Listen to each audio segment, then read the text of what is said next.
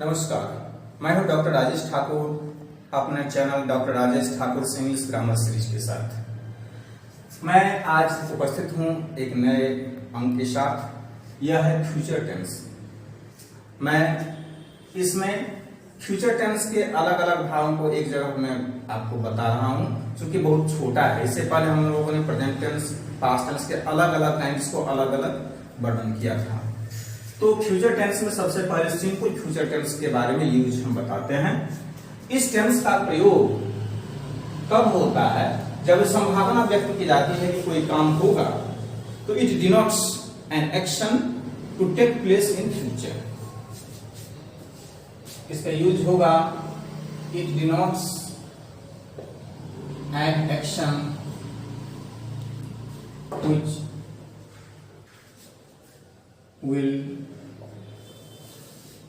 take place in future। भविष्य में होने वाली एक सामान्य क्रिया को दर्शाने के लिए इस टेंस का प्रयोग करते हैं। जैसे example, I shall go to Patna tomorrow. I shall go to Patna tomorrow. She will fly to London next week। जैसे मैं कल पटना जाऊंगा, वह अगले सप्ताह लंदन जाएगी, फ्लाई बाय प्लेन। तो यह सिंपल सा एग्जाम्पल जो फ्यूचर प्लान बताता है, उस टेंस के लिए हम सिंपल फ्यूचर टेंस का प्रयोग करते हैं। इसमें ध्यान देना है शैल विल आई यूज। नोट करके मैं आपको बताता हूं, विद्यार्थी कंफ्यूज रहते हैं। आई और वी के साथ शैल का प्रयोग होता है, एंड फॉर द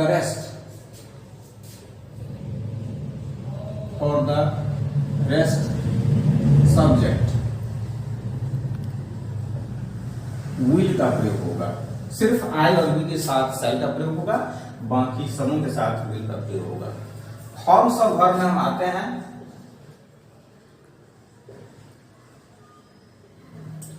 तो हम अफर्मेटिव, पहला अफर्मेटिव है। इसका जो स्ट्रक्चर होगा subject plus shall will plus V1। Simple सा यही है स्ट्रक्चर। अगर नेगेटिव फॉर्म हमें लिखना होगा, तो नेगेटिव में subject plus shall will plus not plus V1 use होगा। तीसरा इंट्रोगेटिव।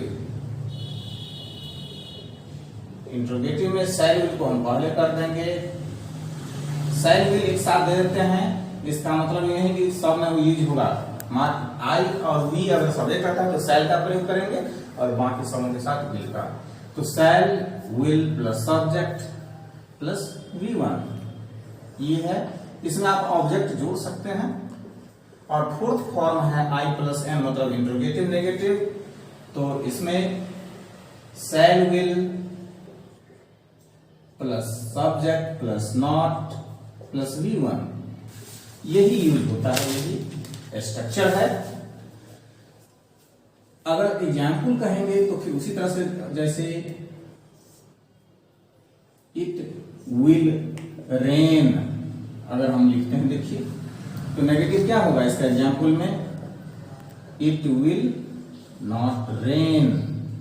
इंट्रोगेटिव हो जाएगा विल इट रेन, और interrogative negative will it not rain. तो यह स्ट्रक्चर आपको सिंपल फ्यूचर टेंस का हुआ। सिंपल फ्यूचर टेंस में इतना ही है। क्योंकि वीडियो बहुत छोटा हो जाएगा, इसलिए मैं इसमें और जोड़ रहा हूं फ्यूचर कंटिन्यूअस। तो दूसरा भाग इसमें है फ्यूचर कंटिन्यूअस टेंस। जैसा कि टाइटल से बताया जा रहा है, फ्यूचर कंटिन्यूअस टेंस।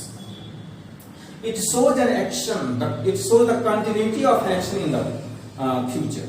यह भविष्य में होने वाली किसी कंटिन्यूअस एक्शन को दर्शाता है। तो यूज इसका भी एक ही है, it shows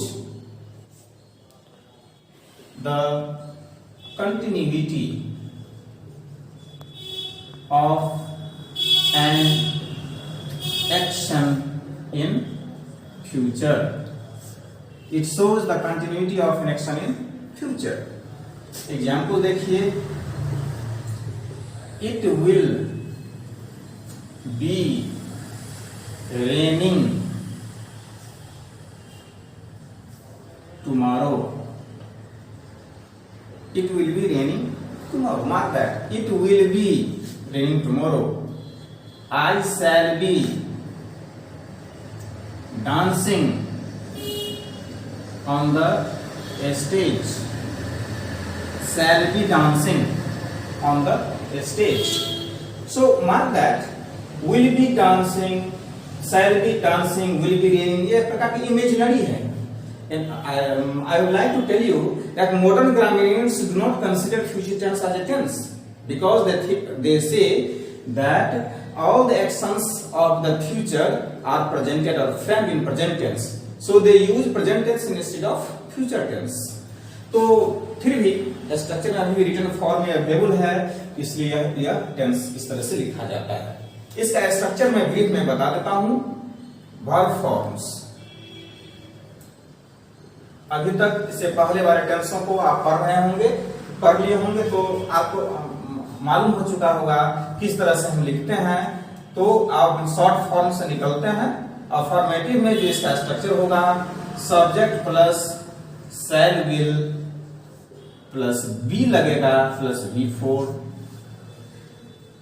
जो दूसरा है नेगेटिव, उसमें subject plus shall will plus not plus be plus V4।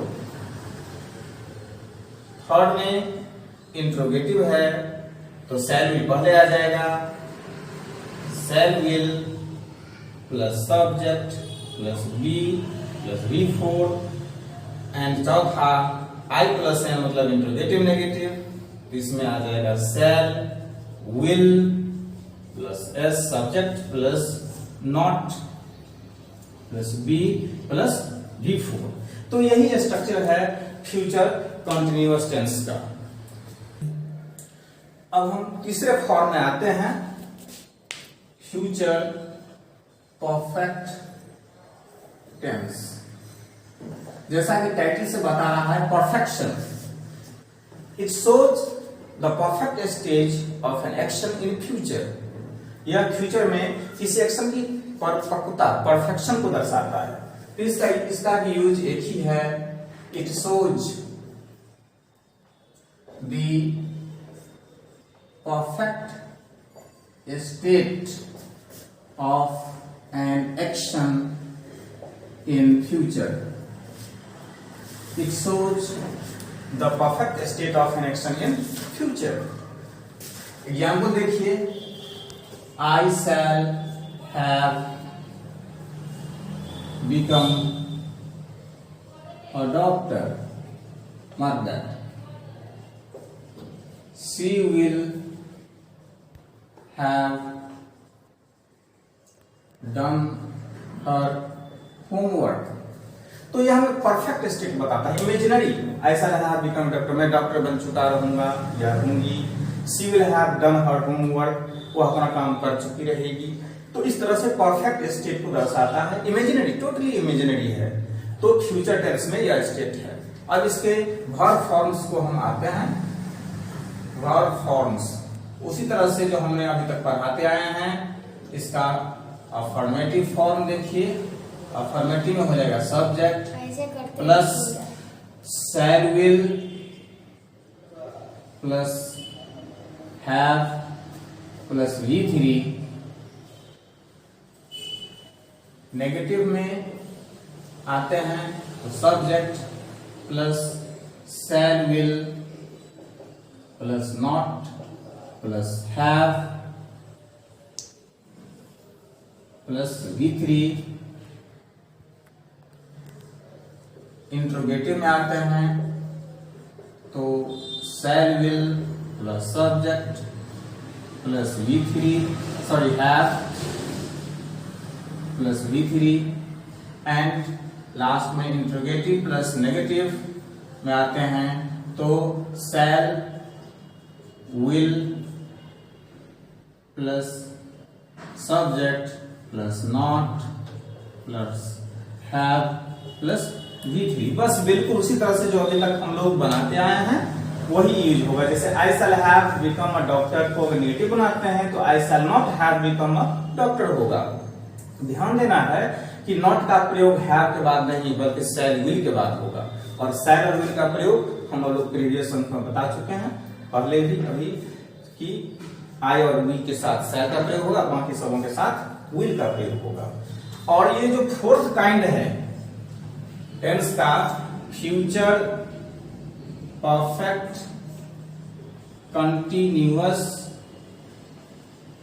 Tense, ये ग्रामर में दिया हुआ रहता है but that is outdated. It is not used in practical form of our grammar, so I don't want to discuss it. I think it is not applicable in our practical way of grammar. So my dear students, I am very my dear learners, I am very happy with you because you have responded to my teachings very well.